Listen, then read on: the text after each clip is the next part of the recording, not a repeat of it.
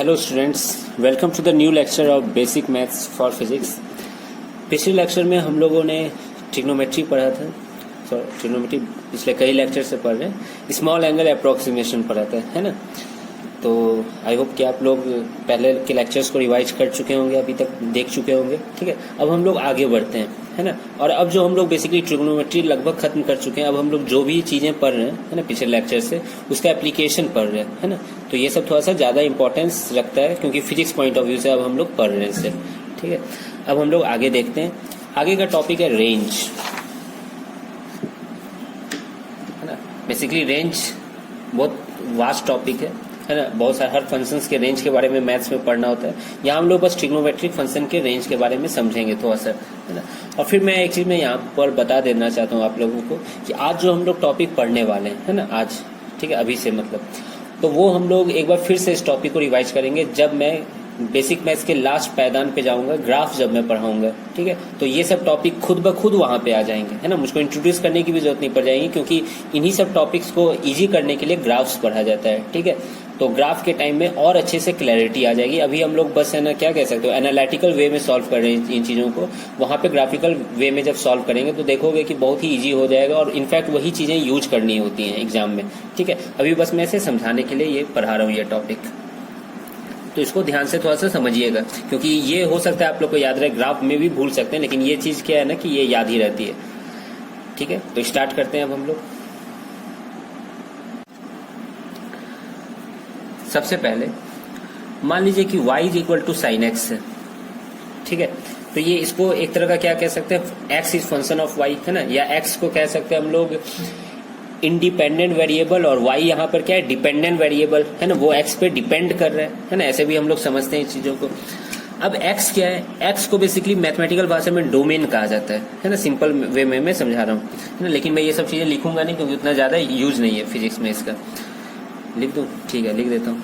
ये जो x हम लोग कुछ भी रख रहे हैं ना, वो डोमेन है। बिल्कुल भी सोचना, ये नाम दिया गया, इसके बारे में बिल्कुल भी टेंशन नहीं लेना है ना। मैं आज पहली बार बोल रहा हूँ, दोबारा कभी बोलूंगा भी नहीं और कोई जरूरत भी नहीं है इसकी। तो यहाँ पर बेसिकली होता क्या है कि x में आप क्या क्या वैल्यू रख सकते हैं, क्योंकि x यहाँ पे क्या इंडिपेंडेंट वेरिएबल है। इसका मतलब ये वेरिएबल में आप कुछ भी रख सकते हो, वो किसी पे निर्भर नहीं करता है। तो आप बाबू क्या रख सकते हो, कुछ भी रख सकते हो। हम लोग पहले पढ़ चुके हैं, है ना, याद है, साइन 30 का वैल्यू निकालते थे, साइन 40 डिग्री का वैल्यू निकालते थे। 40 का नहीं निकालते लेकिन निकाल सकते हैं।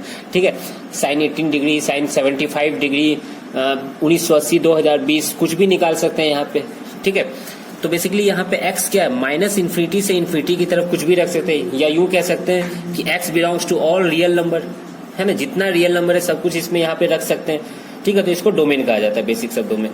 अब ये y जो क्या है, एक तरह का डिपेंडेंट वेरिएबल है। ये x तुम क्या डालोगे उस पर y का वैल्यू निर्भर करेगा। तो y का वैल्यू, एक चीज अगर तुम लोग देखे होगे, इसको रेंज कहा जाता है बेसिकली, है ना, बस नाम है ये डोमेन रेंज। ठीक है, y का वैल्यू क्या क्या आ सकता है ना। एक बार मैं तुम लोग को रिक्वेस्ट करूंगा कि तुम लोग, है ना, क्या कहते हैं, पहले जो हम लोग साइन का वैल्यू या कॉस का वैल्यू जब भी निकालते थे उसमें से साइन को खोजना। ठीक है, कुछ भी एंगल निकालते थे, एक चीज तुम लोग अगर गौर किया होगे तो साइन की जो कुछ भी वैल्यू होती थी वो बाबू -1 और 1 के बीच ही रहती थी हमेशा। गौर किया अभी तक? मैं उस टाइम बताया भी नहीं था, है ना, क्योंकि यहाँ पे इन चीजों को समझाना था कि साइन का कोई भी एंगल तुम वैल्यू घुसा दो, उसका वैल्यू -1 और 1 के बीच ही आएगा। कभी -2 नहीं होगा, कभी +2 नहीं होगा, है ना। यही चीज मैं समझाने के लिए वहां पे स्मॉल एंगल अप्रोक्सीमेशन जब पिछले लेक्चर में पढ़ा रहा था, मैं बताया था ना, साइन 2 डिग्री का वैल्यू 2 नहीं होता है, क्योंकि 2 तो हो ही नहीं सकता साइन का कभी वैल्यू, 1 से ज्यादा हो ही नहीं सकता है।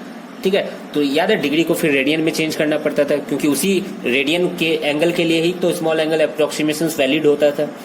ठीक है, तो बस यही यहाँ पे समझना है कि इसका रेंज क्या होता है बाबू, -1 से 1 होता है ना। और ये इक्वल टू का साइन मतलब -1 भी हो सकता है और 1 भी हो सकता है ना। ये सब समझते होगे आप लोग। उसी तरह से और सब चीज देख लेते हैं, ये इंपॉर्टेंट हो गया। उसी तरह से होता है कि -1 से cos x का भी रेंज जो होता है वो -1 से 1 के ही बीच होता है। ठीक है, इसका मतलब cos का कोई भी वैल्यू देखोगे तो वो -1 से 1 ही तक चलेगा। tan x का वैल्यू देख लेते हैं, तो बाबू tan x का वैल्यू -इन्फिनिटी से इन्फिनिटी कुछ भी हो सकता है, इक्वल टू नहीं देना चाहिए यहाँ पे। ठीक है, tan x का वैल्यू -इन्फिनिटी से इन्फिनिटी कुछ भी हो सकता है। ठीक है, -इन्फिनिटी मतलब ऑल रियल नंबर, है ना। x का तुम कुछ भी वैल्यू डालोगे, जैसे देख रहे थे tan 60 डिग्री √3 आ जा रहा था, √3 मतलब 1.732 है ना, 1 से भी ज्यादा हो गया।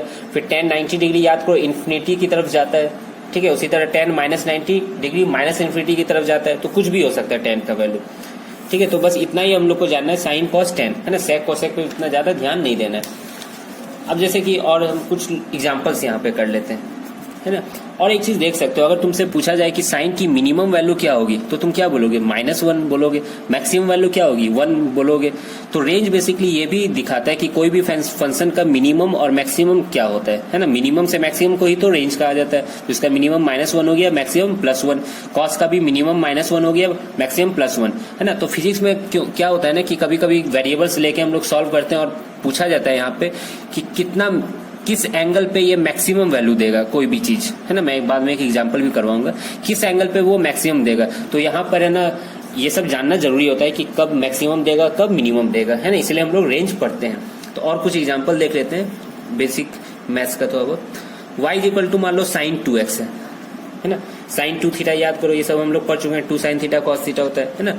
अब देखो साइन के अंदर 2x है, ये इसका मतलब ये नहीं समझ रहे हो कि 2 को बाहर निकाल दो कांस्टेंट है ये, नहीं, ऐसा कुछ नहीं होता है, ठीक है। वो साइन के अंदर है वो। अब इसका रेंज कहां से कहां तक हो सकता है, यानी तुम x का वैल्यू कुछ भी डालो तो कहां मिनिमम और कहां मैक्सिमम आएगा, है ना। किस किस रेंज तक आ सकता है। तो बाबू एक चीज देखोगे तो ये भी -1 से 1 ही के बीच आएगा, है ना। बेसिकली 2x को क्या मान लो, 2x को कुछ भी मान लो, y मान लो, या y तो इधर है तो थीटा मान लो 2x को, है ना। तो साइन थीटा एक तरह का ये थीटा हो गया, तो ये -1 से 1 होगा। बस फर्क क्या पड़ेगा कि -1 कब होता है, -1 कब होता है, -90 डिग्री पे होता है साइन, -90 डिग्री का वैल्यू -1 होता है। लेकिन x का वैल्यू वहां पे क्या हो जाएगा, -45 डिग्री होगा। क्यों, क्योंकि 2x तो थीटा है, थीटा का वैल्यू -90 होगा, लेकिन x का वैल्यू क्या हो जाएगा, -45 होगा। उसी तरह किस x के किस वैल्यू पे है ना क्या कहता है 1 आएगा, है ना। अब 2x को थीटा मान ले तो थीटा के किस वैल्यू पे 1 आता है, 90 डिग्री पे आता है, साइन 90 डिग्री 1 होता है, तो थीटा का 90 डिग्री पे 1 आता है। तो x 2x is equal to क्या हो जाएगा, थीटा, तो x इज इक्वल टू θ/2, यानी थीटा 90 डिग्री आया तो x का वैल्यू क्या आ जाएगा, 45 डिग्री आ जाएगा। समझ में आ रहा है। बस इससे यही फर्क पड़ रहा है और रेंज में कोई फर्क नहीं पड़ रहा है, ठीक है। नेक्स्ट एग्जाम्पल से और क्लैरिटी आ जाएगी। y इज इक्वल टू मान लो cos² है, इसका रेंज कहां से कहां तक हो सकता है, यानी मिनिमम मैक्सिमम वैल्यू क्या हो सकती है, सोचो। अब देखो cos का रेंज तो हम लोग को मालूम होता है -1 से 1 होता है, ठीक है। अब जब इसको स्क्वायर कर दें, है ना, cos² कर दें, इसका वैल्यू कहां से कहां तक चलेगा। अब देखो जो भी -1 मतलब 0 से जो भी छोटा है यानी निगेटिव है, स्क्वायर करने पे कभी निगेटिव आंसर आता है क्या, नहीं, है ना। स्क्वायर करने पे x² का सबसे मिनिमम वैल्यू क्या हो सकता है, 0 हो सकता है जब x 0 होगा। x² का कभी वैल्यू -2 -3 देखे हो क्या, या -1.5 -0.5, नहीं ना, हमेशा 0 से पॉजिटिव ही होता है वो। तो cos² भी इस चीज को फॉलो करेगा और ये 0 से कहां तक होगा, 1 तक होगा। कोई दिक्कत, अब समझ में आ रहा होगा तुम लोग को। अब देख लेते हैं दूसरा क्वेश्चन। क्वेश्चन है find y max and y minimum, मतलब मैक्सिमम वैल्यू बताना और मिनिमम वैल्यू बताना। क्वेश्चन है y is equal to 4 minus cos x, है ना। सोचो जरा इसका।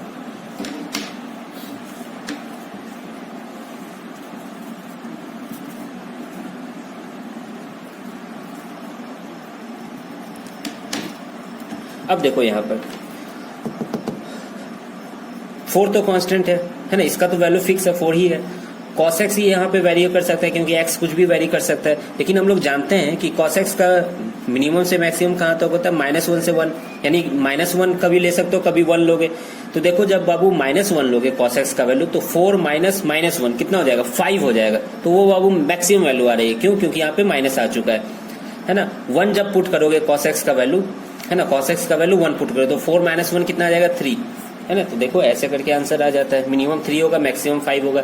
अब पूछा जाएगा कि किस एंगल पे है ना 3 आया, किस एंगल पे 3 आया। तो cos x का वैल्यू वहां पे क्या लिए हो, 1 लिए हो, और x क्या होगा वहां पे, मतलब cos थीटा, मतलब कि किस एंगल पे 1 आता है, तो 0 डिग्री पे आता है। तो हम लोग ये कह सकते हैं कि 0 डिग्री पे मिनिमम वैल्यू आएगा। और -1 कब आता है, याद करो 180 डिग्री पे, है ना। तो 180 डिग्री लोगे तो मैक्सिमम वैल्यू आएगा। समझ में आ रहा है ये चीज। अब देखो इसको मैथ्स में दूसरे तरीके से भी सॉल्व किया जाता है। यहाँ पे माइनस से मल्टीप्लाई करो, तो माइनस से मल्टीप्लाई करो तो ये 1 हो जाएगा, ये -1 हो जाएगा, और साइन क्या हो जाता है, चेंज हो जाता है। ये सब जानते हो, इनइक्वालिटी का साइन चेंज हो जाता है। फिर 4 जोड़ दो, तो 4 माइनस cos x का वैल्यू देखना है 3 से 5 ही आएगा। ठीक है, लेकिन छोड़ो, सब नहीं करना है। अब हम लोग देख लेते हैं फिजिक्स में इसका कैसे यूज आता है।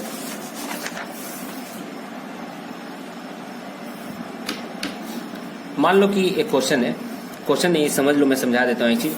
जब कोई पार्टिकल को है ना किसी इंक्लाइंड वेलोसिटी के साथ फेंका जाता है ना, मान लो किसी एंगल पे u क्या इनिशियल वेलोसिटी है, किसी पार्टिकल को फेंका गया, तो वो देखे होगे कि वो एक प्रोजेक्टाइल मोशन करती है, ऐसे करके लैंड करती है यहाँ पे।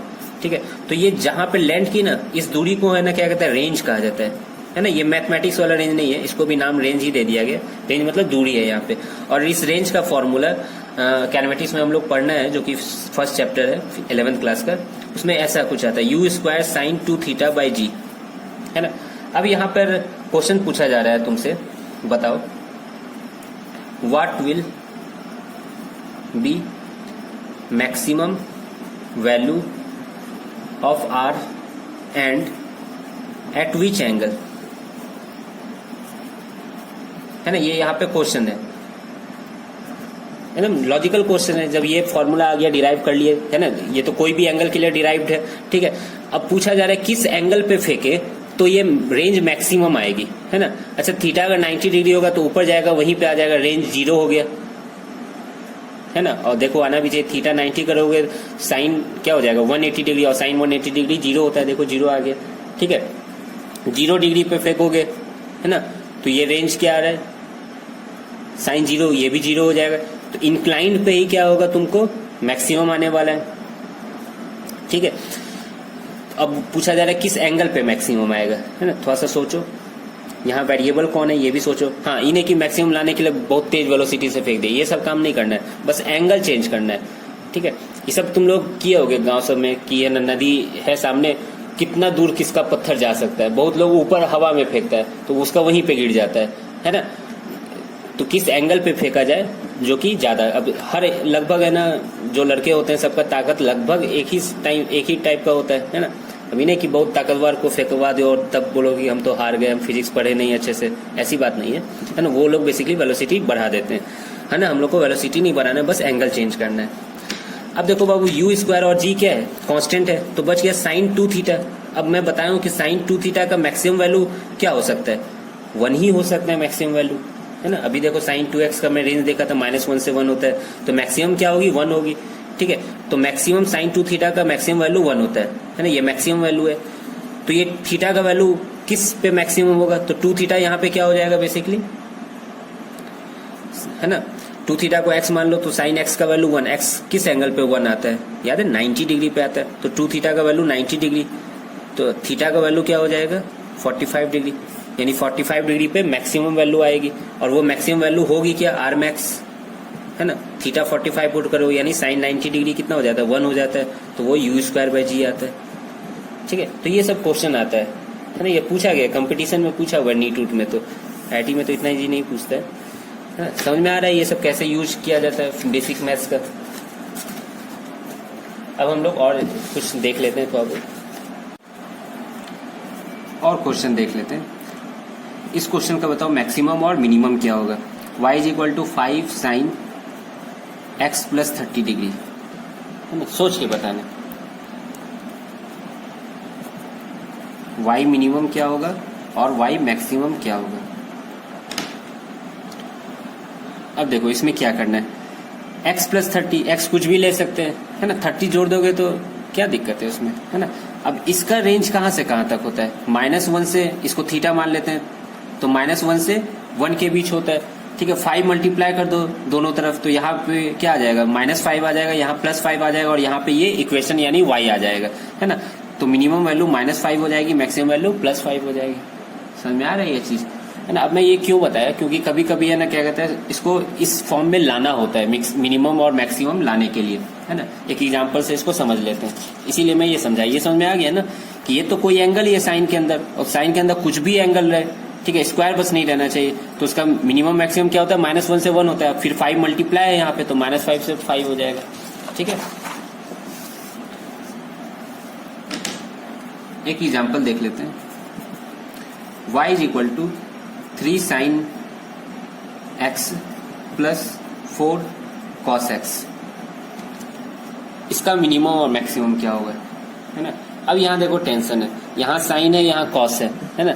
जिस वैल्यू पे साइन का मिनिमम आता है उसका यहाँ पे कुछ और आ जाता है ना। देखते हो उल्टा चलता है दोनों, साइन का अलग चलता है और कॉस का अलग चलता है, उल्टा है ना। ये इंक्रीजिंग फंक्शन है, ये डिक्रीजिंग फंक्शन है, ठीक है। तो यहाँ पे थोड़ा सा हम लोग को चेंज करना होता है, जो चीज अभी मैं बताया उसका हेल्प लेना होता है। अब देखो मैं इसको सॉल्व करता हूँ, है ना, बाद में इसका फॉर्मूला बता दूंगा। 5 है मान लो, ये 5 से मल्टीप्लाई किए तो 5 से क्या करना होगा, डिवाइड भी करना होगा, है ना। तो हम लोग डिवाइड करते हैं, तो ये हो जाएगा 3/5 sine x plus 4/5 cos x, ठीक है। अब देखो 3/5 कॉस का कौन सा वैल्यू होता है, याद है। ये मान लो थीटा ले लेते हैं इसको, ये 3, ये 4, ये 5। तो देख सकते हो 3/5 क्या होता है, कॉस। ये 37 डिग्री ले लो तो ये 37 डिग्री, है ना। 3, 4, 5 ऐसे लिखा जाता है। तो 3/5 कॉस का कौन सा होगा, ये 53 डिग्री है, तो कॉस 53 डिग्री बोल सकते हैं, 3/5 होता है ना। तो मैं यहाँ पे वही यूज कर रहा हूँ। तो sine x into cos 53 degree, समझ में आ गया ये चीज। 4/5 देखो 53 डिग्री का कौन सा होगा, साइन होगा कि कॉस होगा, है ना। 4/5 तो देखो 53 के सामने यानी साइन हो जाएगा, तो इसको क्या बोल सकते हैं, cos x into sine 53 degree, है ना। समझ में आ गया। 3/5 को cos 53 लिख सकते हैं, इसको sin 53 लिख सकते हैं। आप एंगल दोनों सेम रखें, ये नहीं कि 37 एक में लिख दिया, एक में 53 रख दिया, फिर गड़बड़ा जाएगा। अब देखो ऐसा करने से हुआ क्या, ये देखो एक फॉर्मूला बन गया बेसिकली, ये sin a cos b plus cos a sin b, है ना। इसको a मान लेते हैं, इसको b मान लेते हैं, तो sin a cos b plus cos a sin b एक फॉर्मूला आता था। मैं लिख दे रहा हूं यहाँ पे, sin a cos b plus cos a sin b। ये किसका फॉर्मूला होता था, याद आ रहा है। ये basically sin a plus b का फॉर्मूला होता था, ठीक है। ये पिछले लेक्चर में देख सकते हो। तो ये बेसिकली किस फॉर्म में, sin a प्लस b के फॉर्म में है, ठीक है। तो बस इसको लिख देना है sin a प्लस b, यानी 5 into sine x plus 53 degree. समझ में आया कि यहाँ साइन था तो यहाँ cos ही क्यों लिखे, है ना, sin 37 क्यों नहीं लिखे, फिर थोड़ा सा दिक्कत हो जाता है यहाँ पर। समझ में आ रहा है ये चीज। अब बताओ मिनिमम मैक्सिमम वैल्यू बताना आसान नहीं हो गया, लास्ट क्वेश्चन में यही तो किए थे, ऐसा ही चीज था वहां पे। तो मिनिमम वैल्यू -5 हो जाएगी और मैक्सिमम वैल्यू +5। कैसे हुआ समझ में आ रहा है। इसका मिनिमम क्या होता है, -1 होता है, मैक्सिमम +1 होता है, 5 से मल्टीप्लाई हो गया बस यहाँ पर, तो कोई दिक्कत। अब यहाँ पे एक फॉर्मूला यहाँ पर हम लोग देख सकते हैं, है ना। मैं ये डिराइव नहीं कर रहा हूँ, याद रख लेना। अगर मान लो y is equal to a sine theta plus b cos theta है, ठीक है। तो इसकी मिनिमम और मैक्सिमम वैल्यू क्या होती है, इसकी रेंज क्या होगी। तो रेंज बाबू डायरेक्ट इसका याद रखना, -√a² प्लस b² से लेके √a² प्लस b², ये इसका रेंज होता है, ठीक है। देखो यहाँ पे भी तुम देख सकते हो, a यहाँ पे 3 है, b क्या है यहाँ पे 4 है। इस क्वेश्चन इस फॉर्मूला के हिसाब से √a² प्लस b² यानी √3² प्लस 4² कितना आ जाएगा, 5 आ जाएगा, ठीक है। तो ये देखो -5 से 5 आ रहा है रेंज, है ना।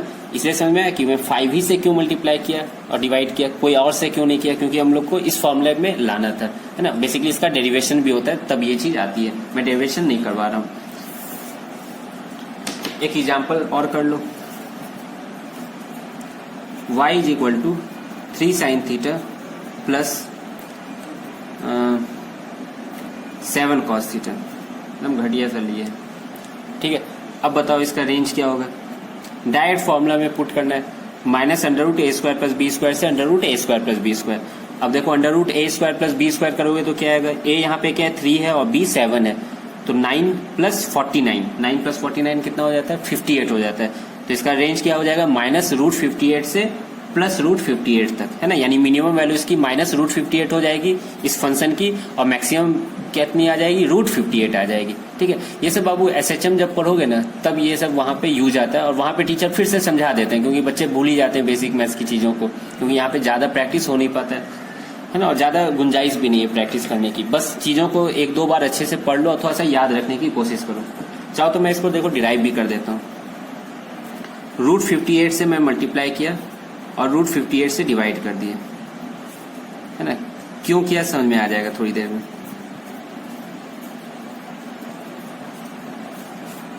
ठीक है, समझ में आ गया यहाँ पे। बस मैं डिवाइड और मल्टीप्लाई किया हूँ, कोई फर्क थोड़ी पड़ा है इससे। अब देखो रूट 58 को रूट 58 रहने दिए।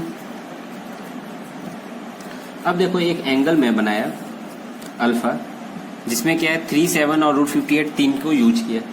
ये 3 ले लो, ये 7 ले लो और ये मान लो रूट 58 ले लो। ठीक है, यही रूट 58 होगा, है ना। अंडर रूट क्या होगा, p square plus b square करोगे तो 3 बाय रूट 58 को क्या बोल सकते हैं, 3 बाय रूट 58 को कॉस अल्फा बोल सकते हैं, है ना। तो कॉस अल्फा लिख दिए प्लस कॉस थीटा रहने दो। 7 बाय रूट 58 को क्या बोल सकते हैं, साइन अल्फा बोल सकते हैं। अब अल्फा का क्या वैल्यू होगा हम लोग को मालूम नहीं है, वो सब कैलकुलेटर से करना पड़ जाएगा, है ना। लेकिन कोई जरूरत भी नहीं है उसकी। ये देखो कोई फॉर्मूला आ गया, साइन ए प्लस बी का फॉर्मूला आ गया, sign A cos B plus cos A sine B. तो बस इसको लिख दो, साइन थीटा प्लस अल्फा। अब देखो इसकी मिनिमम मैक्सिमम वैल्यू क्या होगी, -1 से 1 होती है ना। रूट 58 मल्टीप्लाई है तो फाइनल आंसर क्या हो जाएगा, y का मिनिमम मैक्सिमम वैल्यू कहाँ से हो जाएगा, -√58 से √58। ठीक है, बेसिकली मैं यहाँ पे हिंट कर दे रहा हूँ कि ये जो फॉर्मूला डिराइव है ऐसे ही किया जाता है। √a² प्लस बी स्क्वायर यहाँ लिखा जाता है, फिर यहाँ पे √a² प्लस बी स्क्वायर से डिवाइड किया जाता है। अब एक को a माना जाता है, दूसरे को b माना जाता है, तो ये ऑब्वियसली क्या हो जाएगा, √a² प्लस बी स्क्वायर हो जाएगा, है ना। तो उसी तरह से अल्फा ले लिया जाता है a/√b²। ठीक है, और cos alpha sorry a/√a² plus b square, और साइन अल्फा लिया जाता है b/√a² प्लस बी स्क्वायर, फिर उस तरह से डिराइव कर दिया जाता है। ठीक है, तो आई होप कि आप लोग को ये समझ में आ गया होगा रेंज के बारे में। तो ट्रिग्नोमेट्री लगभग खत्म हो गया यहाँ पे। अब जो बचा है वो इनवर्स ट्रिग्नोमेट्रिक फंक्शन बचा है। ठीक है, उसका भी थोड़ा बहुत यूज आता है, लेकिन इनवर्स के बारे में हम लोग ज्यादा नहीं पढ़ेंगे, उसका यूज को हम लोग थोड़ा सा यहाँ पे देख लेंगे कि फिजिक्स में उसका यूज कैसे होता है। ठीक है, तो वो नेक्स्ट लेक्चर में हम लोग पढ़ लेंगे। आज के लेक्चर के लिए बस इतना ही। Thank you, have a nice day. इसको रिवाइज कर लेना।